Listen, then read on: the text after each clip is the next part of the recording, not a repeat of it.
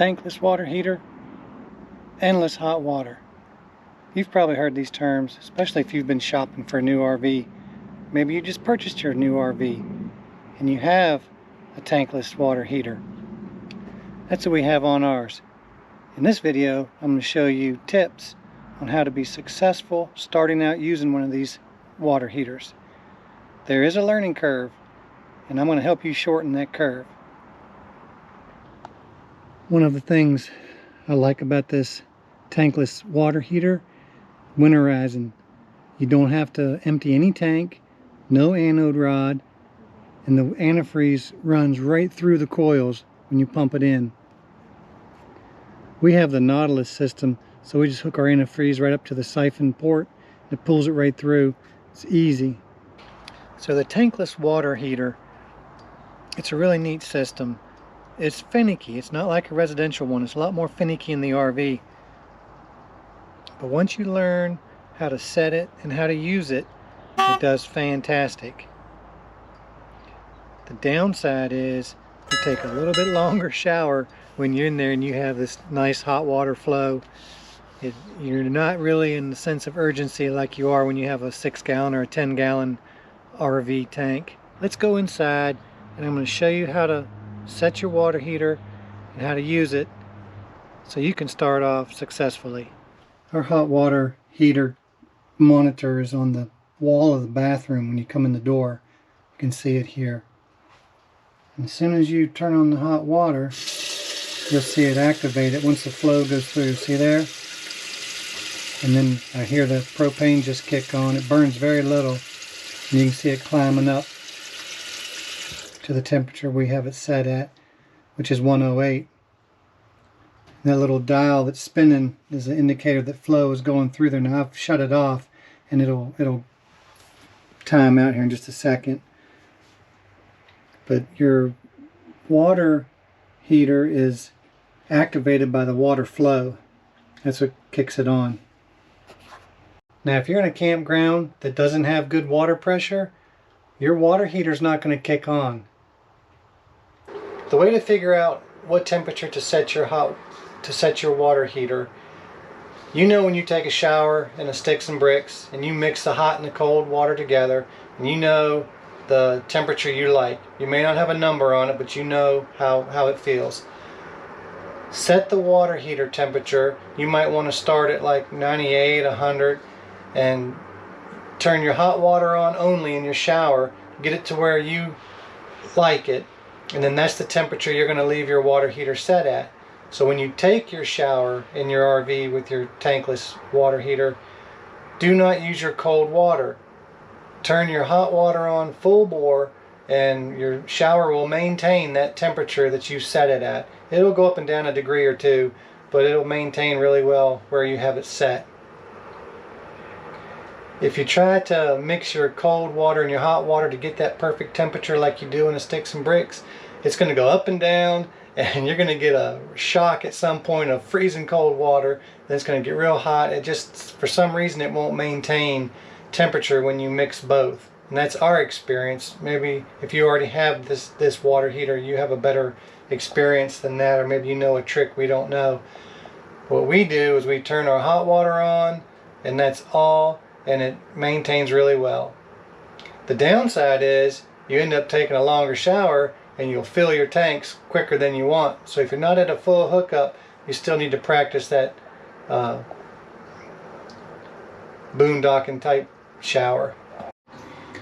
Okay, so what you want to do on your water heater, I guess it's kind of a thermostat, but control panel, you have an up and down arrow, and that sets your temperature. So we like ours on 108,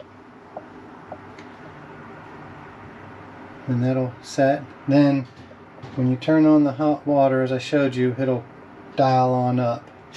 That water is going to be kind of loud, I apologize, but it's coming on up.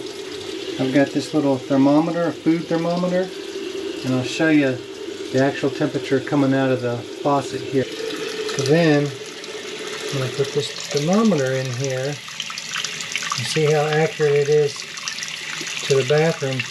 Now, the bathroom is directly above the water heater. So it's warmer here in the bathroom, which is the sink and the shower. They both get really warm.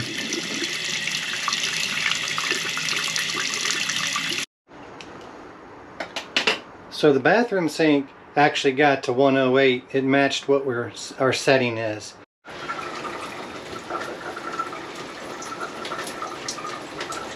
Now we're going to see what it shows me right at the shower head. So it's about a 3-degree temperature drop between the shower and the bathroom sink. That's interesting. And we're right above the hot water heater. So there is a difference when you go down into the kitchen. It's much cooler. It's warmer, but I mean it's warm water, but it's not hot by no means. So I'm going to go down there and get a temperature reading, and you can see what the temperature drop is between the two.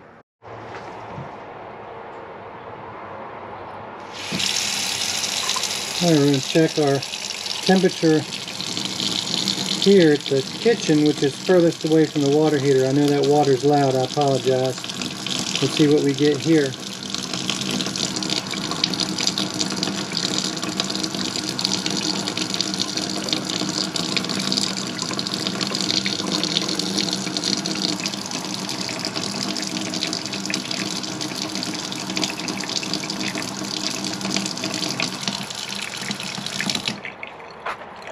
So the kitchen sink got up to 104, which isn't bad.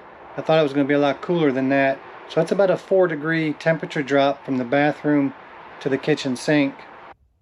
So yes, I have shot this video over several days, been busy, been in and out. So that explains the wardrobe changes. Anyway, with the tankless water heater, downside, if you have low water pressure, it's not going to activate the heater and it will not heat your water. About 38 to 40 pounds of pressure and it won't work. You have to get closer to 45 pounds of pressure for it to activate the heater itself. We've found that out. We had one campground we stayed at, Candy Hill in Virginia, had low water pressure, it was right at 40 pounds. And the heater wouldn't turn on, so I had to use the campground facilities. That isn't our favorite thing to do. We like using our own stuff. That's why we bought the camper, to have our own bathroom, our own shower facilities and all that. The tankless water heater is only propane, so there's no electric option with it. So if you want a water heater that you can run on electric or propane, the tankless isn't the one. So that's our knowledge on the tankless water heater. So set it to the temperature you want.